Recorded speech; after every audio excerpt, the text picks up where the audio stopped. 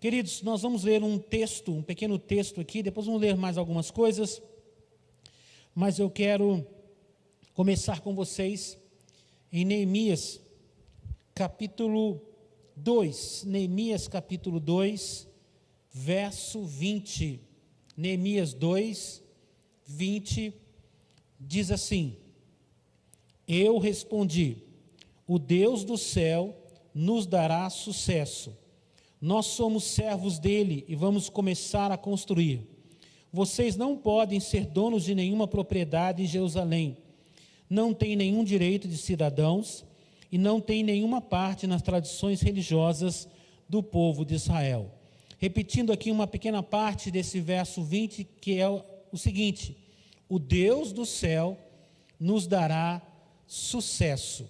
Vamos fazer uma pequena oração, vamos pedir ao Espírito Santo que nos dirija, que nos faça receber a palavra, que nos faça entender e principalmente que Ele nos faça praticar esta palavra.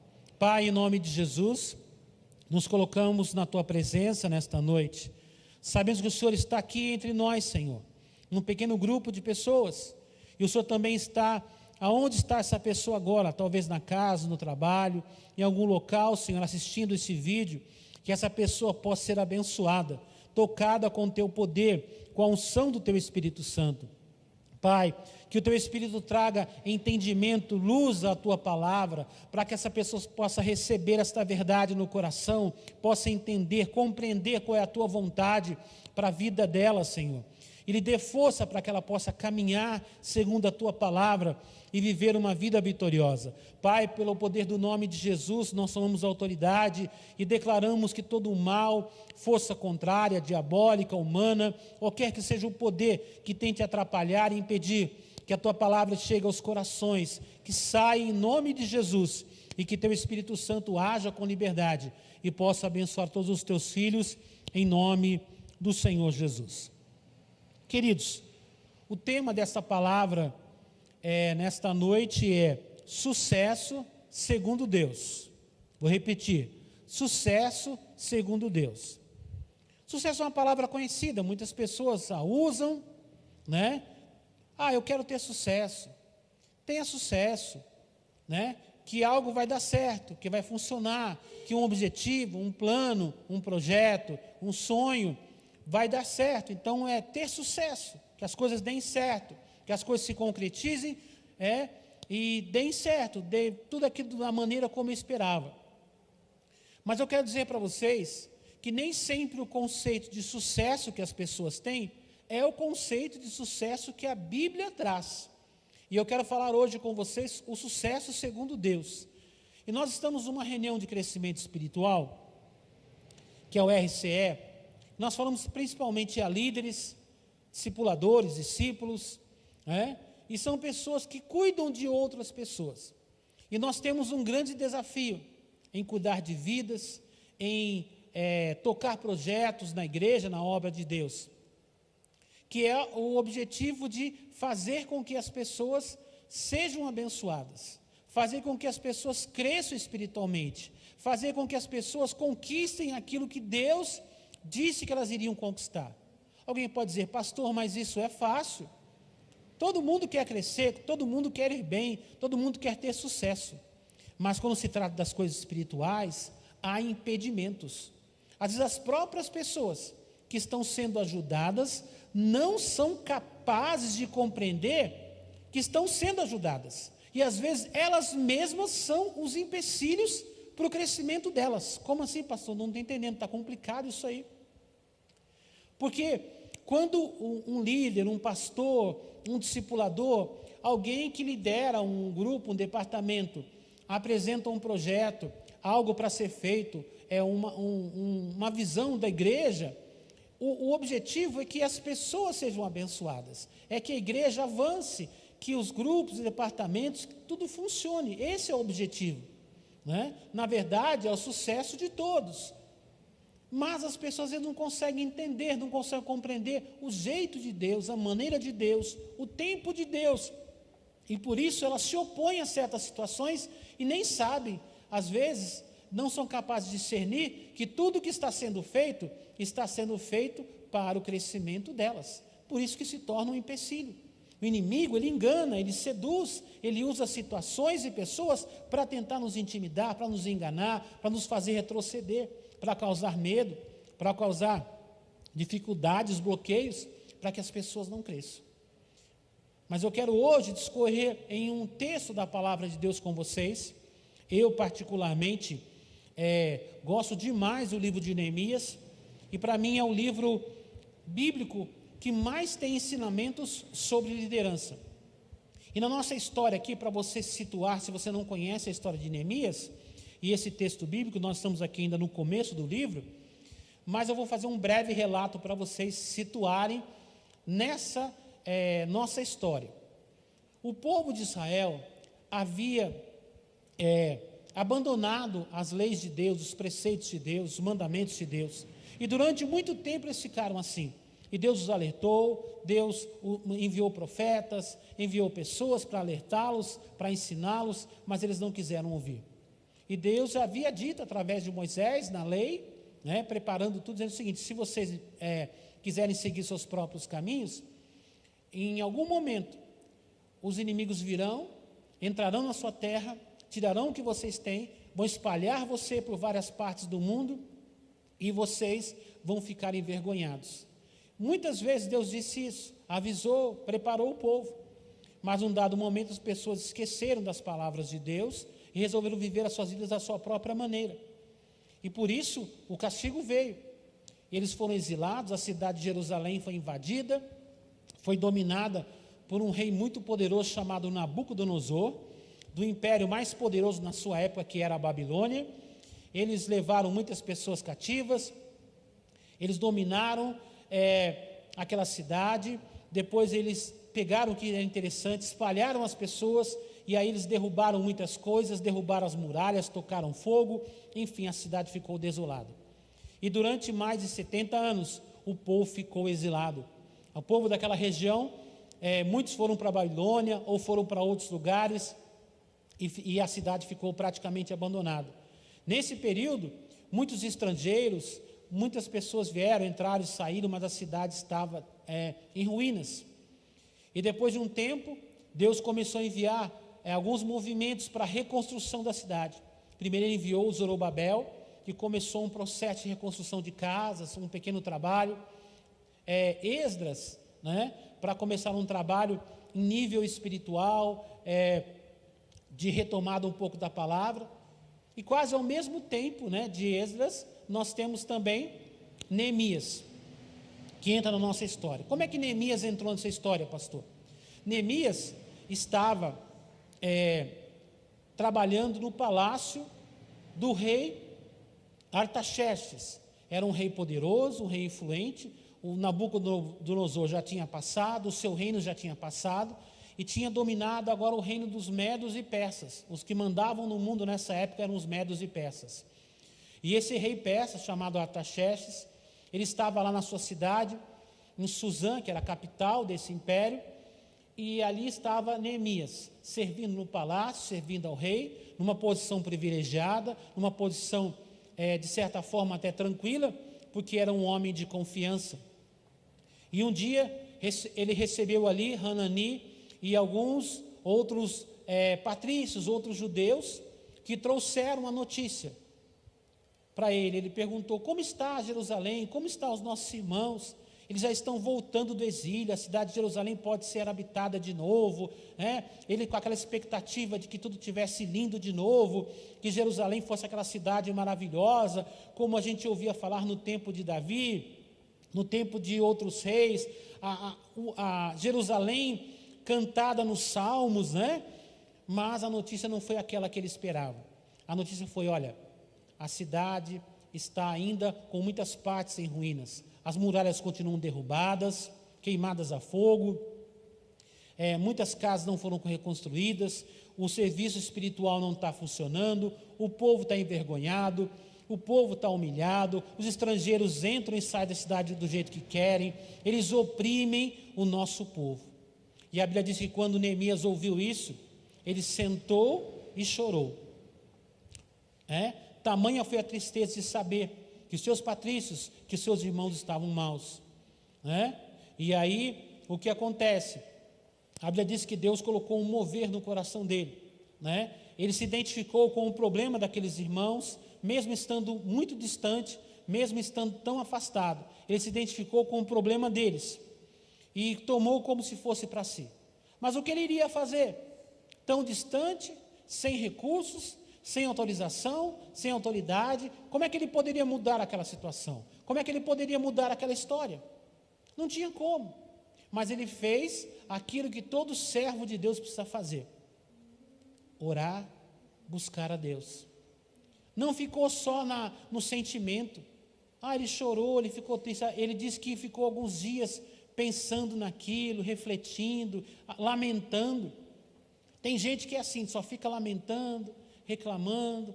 Podia ser assim. Por que está daquele jeito? Ele sente aquela dor, mas ele não tem nenhuma atitude. Talvez porque diga: eu não posso fazer nada, eu não posso mudar essa situação, eu não tenho condições.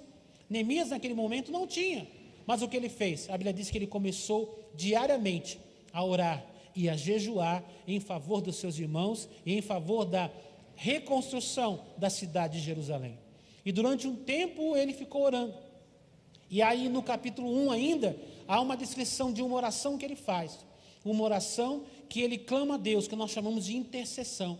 A intercessão é aquela oração que a pessoa faz, mas não é por si mesmo, é por outra pessoa, ou por outras pessoas, ou por uma outra situação que não seja a situação própria.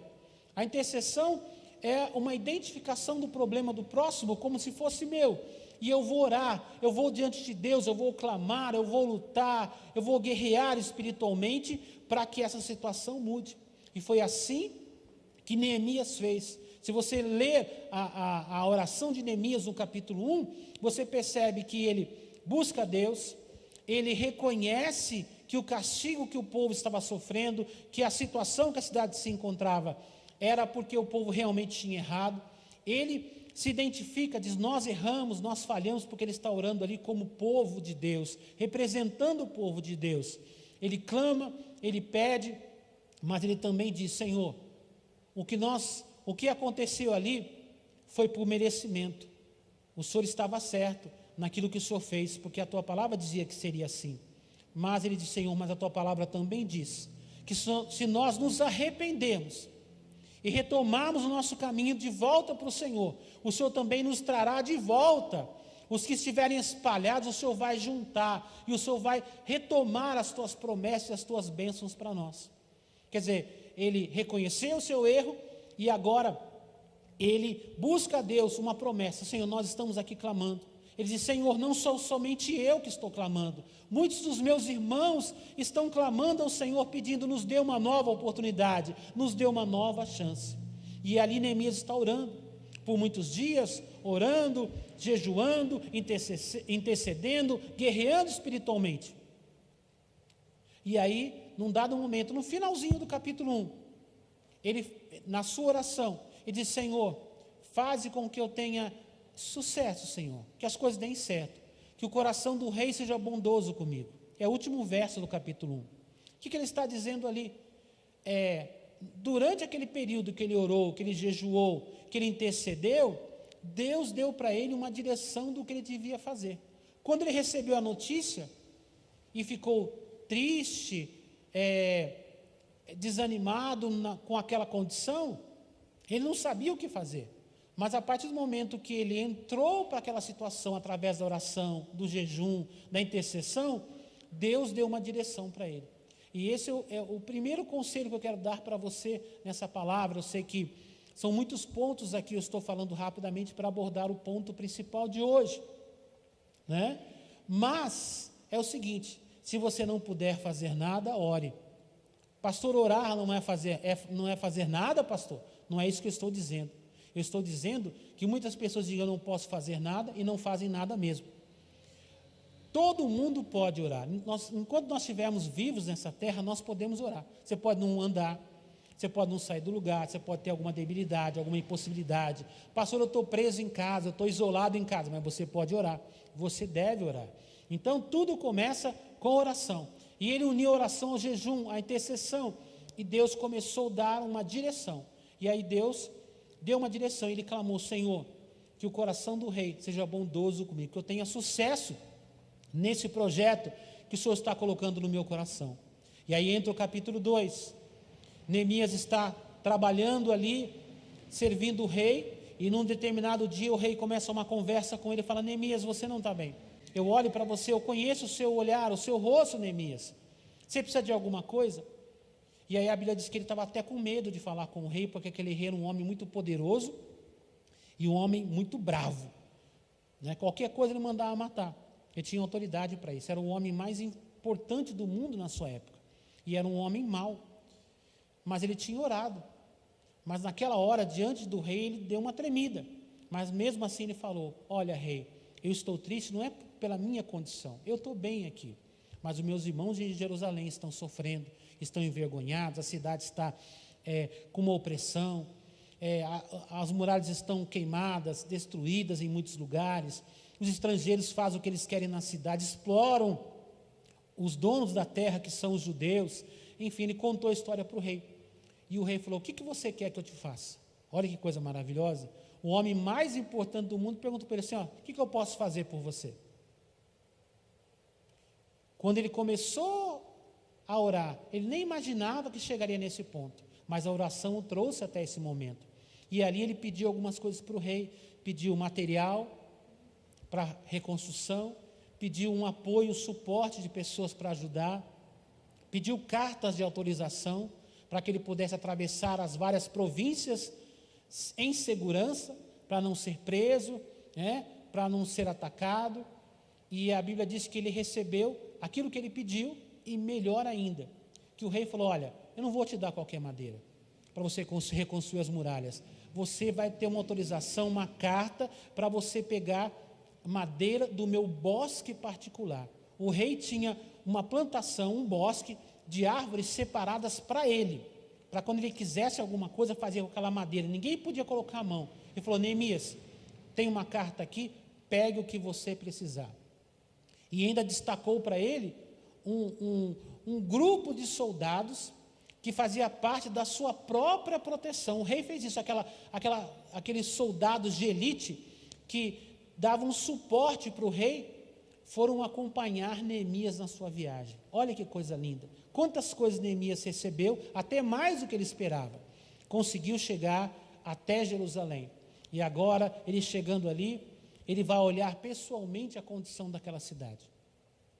Ele caminha sozinho, sem falar nada para ninguém, ele olha, ele caminha, ele sai à noite, olha as ruínas, chega num portão derrubado, ruínas de um lado, do outro. No outro dia ele chega e reúne as pessoas, e diz: olha, Deus me mandou aqui. E ele conta o testemunho de como Deus o abençoou, de como tudo aconteceu, de como ele foi chamado por Deus para fazer aquilo.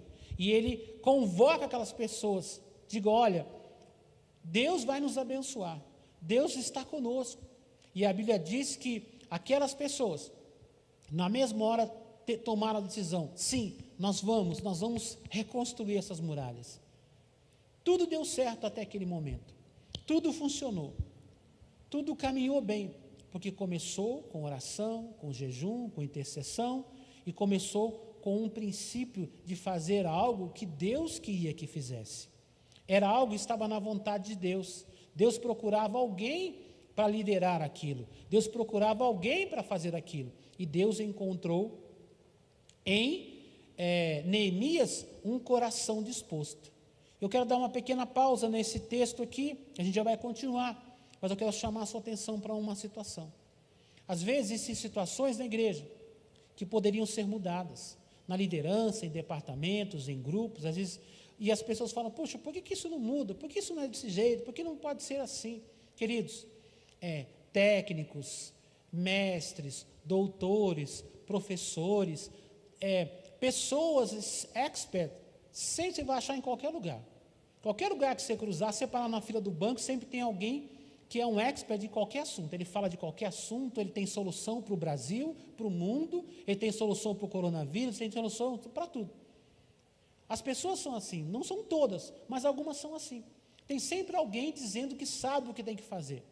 Mas por que não faz? Porque na verdade é só papo, é conversa, é papo furado, como se dizia antigamente. É só conversa. E às vezes na igreja a gente tem muita conversa e pouca ação. Por que não faz isso? Por que não faz aquilo? Por que não muda isso? Por que não muda aquilo? Queridos, Deus está procurando alguém para fazer o que é preciso ser feito. Mas Ele está encontrando isso em mim ou em você? Neemias, quando viu um problema, ele não saiu reclamando, murmurando, xingando. Não, ele foi orar, ele foi jejuar, ele foi buscar diante de Deus uma solução, interceder, guerrear espiritualmente. Tudo isso demonstra o caminho que cada um deve tomar para a resolução de problema. Pode ser que você seja a pessoa que vai caminhar na direção da resposta. Pode ser que você seja alguém que vai dar apoio, suporte, diretamente ou indiretamente, ou através mesmo da oração. Mas uma solução vai chegar. Agora, falar demais não vai resolver. A gente precisa de gente para ação. E a primeira ação, como eu disse aqui, é a ação da oração, da intercessão. E foi isso que Neemias fez. Depois disso, Deus começou a abrir porta. Deus viu nele o que? Um coração disposto, alguém disposto a servir de verdade, a fazer a diferença, a se importar com a necessidade do outro. Porque muitas vezes nós somos muito ativos naquilo que diz respeito às nossas necessidades, os meus problemas, aquilo que me interessa. Neemias não, ele estava bem, ele estava na capital, do reino da Pérsia, uma cidade grande, uma cidade importante. Ele estava ali diante do rei, o rei o conhecia, o rei o respeitava, o homem mais importante do mundo o chamava pelo nome, o conhecia, sabia como ele era. Prova é que percebeu que o semblante dele estava diferente, para vocês entenderem a posição que Neemias ocupava. Mas ele se dispôs a deixar de lado a sua posição para ir para uma cidade derrubada, destruída, um povo desanimado, um povo oprimido, um povo envergonhado. Por quê? Porque Deus colocou no coração dele esse sentimento. Queridos, as mudanças vão acontecer quando nós deixarmos os nossos interesses de lado e começarmos a buscar as coisas de Deus. Eu comecei dizendo para vocês que o tema dessa palavra é sucesso segundo Deus. Por quê? Porque o sucesso segundo o mundo é o que eu faço para mim, o que eu vou conseguir, o quanto eu vou ganhar, qual a posição que eu vou ter, vão me reconhecer, eu vou ser uma pessoa que todo mundo vai conhecer o nome, vai citar, eu vou ter a minha foto, eu vou ter informações sobre mim nas redes sociais, nos jornais, na TV, eu vou ganhar um salário alto, eu vou ter muitas coisas. É o que a maioria das pessoas pensam. Neemias fez um processo inverso. Ele estava na corte do homem mais importante, do rei mais importante do mundo, e falou: não, eu vou sair dessa corte, vou sair dessa posição de confiança, e vou para uma cidade praticamente esquecida, praticamente abandonada, porque é ali que Deus está me colocando. Ele deixou de lado os seus interesses para buscar o interesse do próximo. E é assim que a liderança, que o sucesso segundo Deus acontece. Quando eu começo a me importar com as outras pessoas, quando deixo de lado os meus próprios interesses e começo a buscar aquilo que os outros precisam, aquilo que os outros necessitam. Muitas pessoas querem liderar, né, na igreja, querem ter sucesso em áreas na igreja, mas na verdade eles não querem o bem das pessoas, eles querem o seu próprio bem. E por isso que não tem sucesso, e por isso que Deus não permite que essas pessoas vão muito longe. Às vezes começam bem, são pessoas inteligentes, são pessoas determinadas, são pessoas focadas, são pessoas preparadas segundo os padrões deste mundo. Então elas começam bem, caminham bem, chamam atenção, empolgam as pessoas, mas não dura. Por que não dura, pastor? Porque o interesse dela não é o interesse de Deus. O que ela quer não é o que Deus quer. Ela vai até certo ponto, aí Deus fala: espera aí, essa obra é minha, não é sua. E Deus coloca a mão no meio e não deixa continuar. Ai, pastor, misericórdia, você vai falar um negócio desse? Eu estou dizendo a verdade, irmãos. Eu sou um cristão, um crente na igreja, desde que eu tenho 13 anos de idade.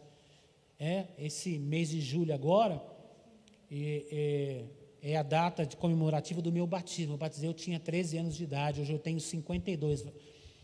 Vou fazer 38 anos, né, de batizado, né? 39 na verdade, 39 anos que eu sou batizado, criado dentro da igreja, no sentido de, desde adolescente na igreja. Eu já vi muita coisa, irmãos. Eu já vi pessoas extremamente talentosas, que se perderam no meio do caminho de uma forma triste. E eu já vi pessoas que ninguém dava nada serem pessoas de sucesso segundo Deus, que cresceram, que avançaram, que transformaram vidas, que foram bênção na mão de Deus. Então, por isso que eu posso dizer para vocês, irmãos, o sucesso segundo Deus é diferente do sucesso segundo o mundo. O sucesso do mundo, as pessoas passam por cima das outras, buscam os seus próprios interesses, fazem aquilo que acham que pode fazer, quebram princípios, né? Pulam por cima de valores, mas na obra de Deus não, porque a obra é de Deus. Não se esqueça disso. Você quer caminhar, quer avançar, quer ser uma bênção nas mãos de Deus? Meu conselho para você nessa palavra hoje é o seguinte: caminhe com humildade. Veja o que os outros precisam, não o que você precisa. Veja o que Deus quer que você faça, não o que você quer fazer. Isto é obra de Deus. Isso é igreja.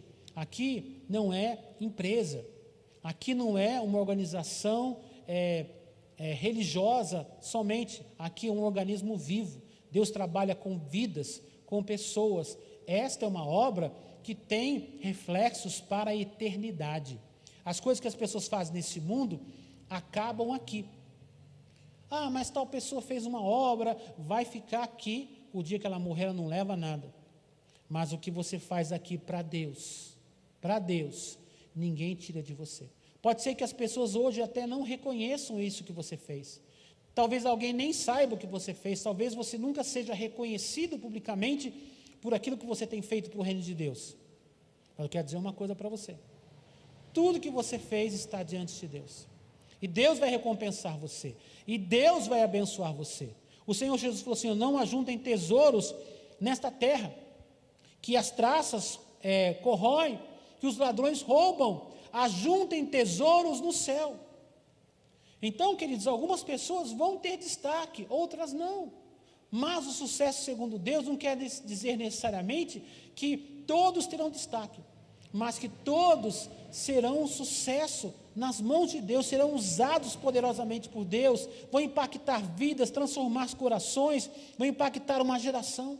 Você que está aí na sua casa, talvez você está aí com a sua estima, né, a sua autoestima lá embaixo, pensando nas coisas. Ah, meu Deus, busque a Deus, ore, não desanime, não desista. Deus tem colocado um propósito no seu coração. No começo é difícil, há muito impedimento, há muita batalha, há muita oposição.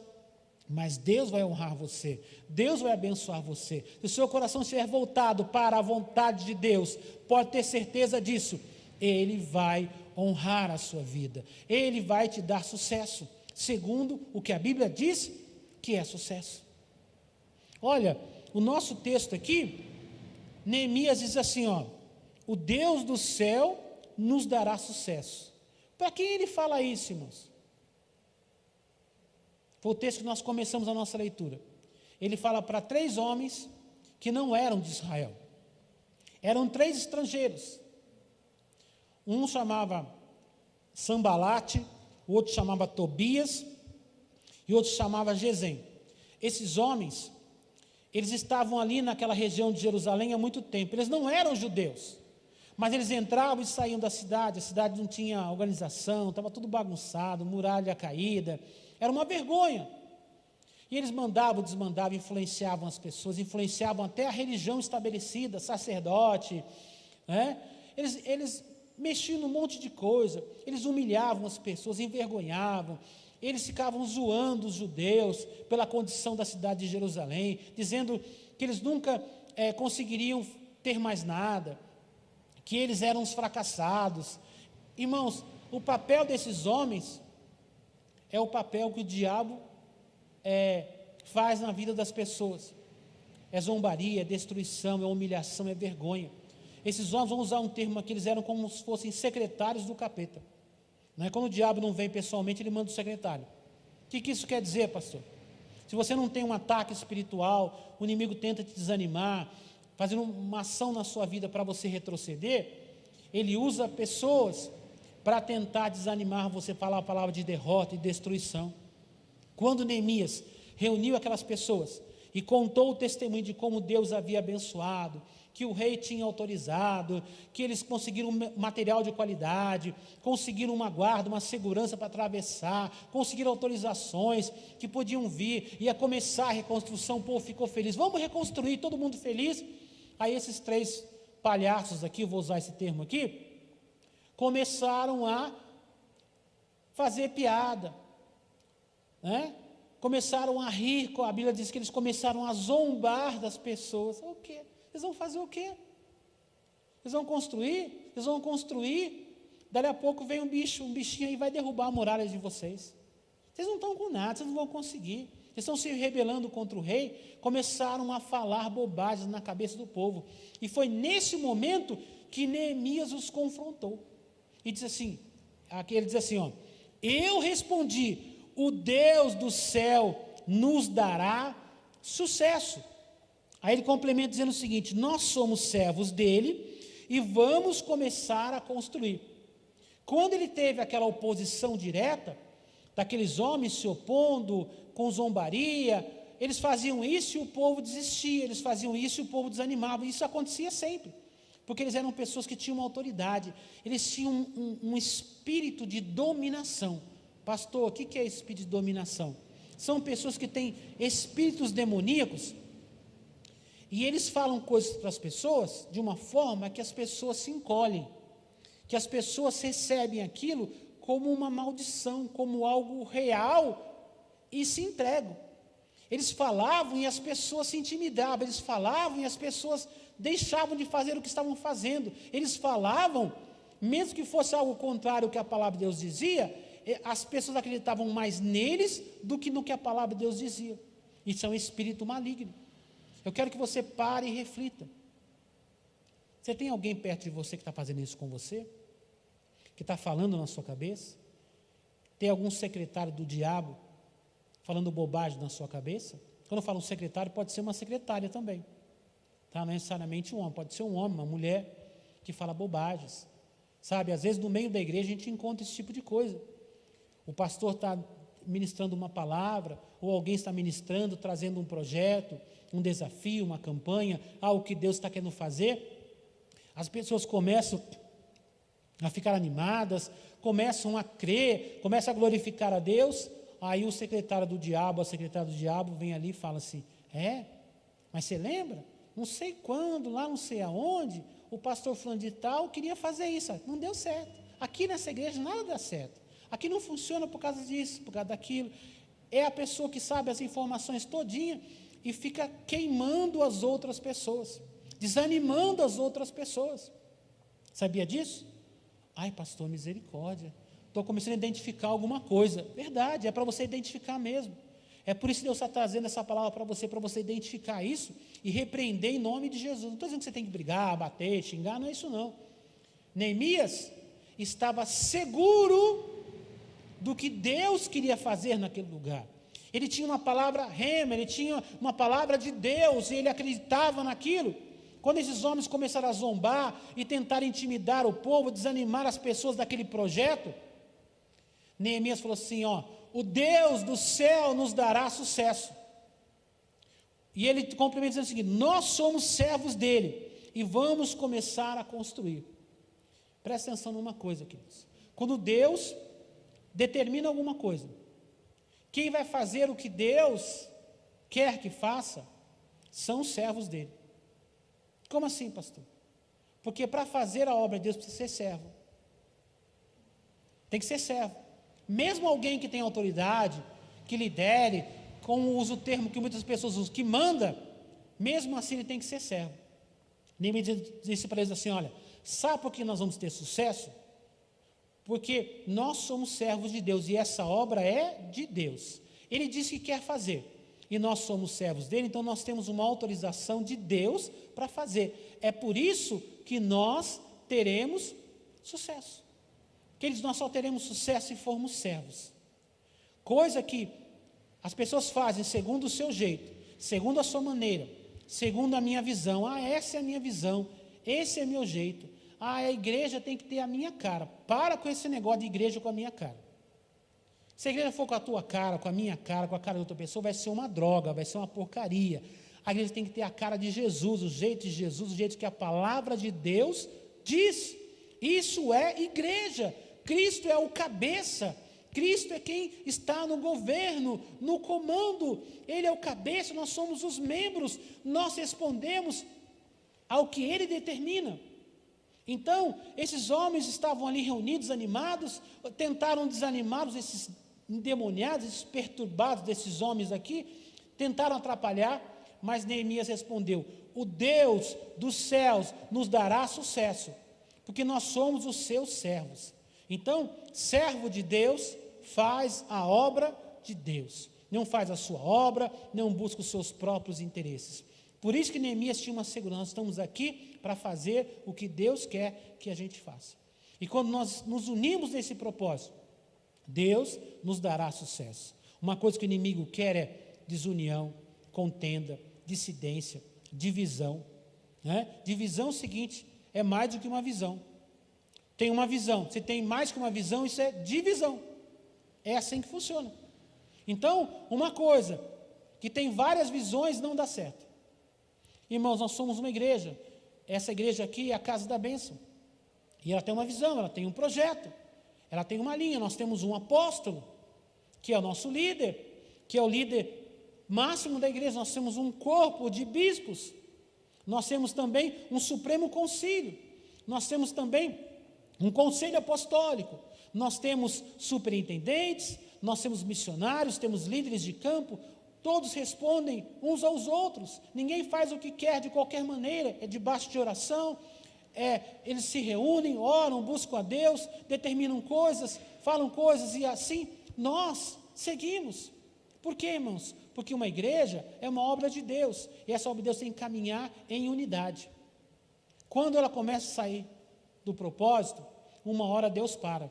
Uma hora Deus diz: não, eu não quero. Por quê? Porque isso não é mais a minha obra, isso é a obra dos homens, eu não tenho nada a ver com isso. Não é porque você está fazendo em nome de Deus, significa que Deus está ali.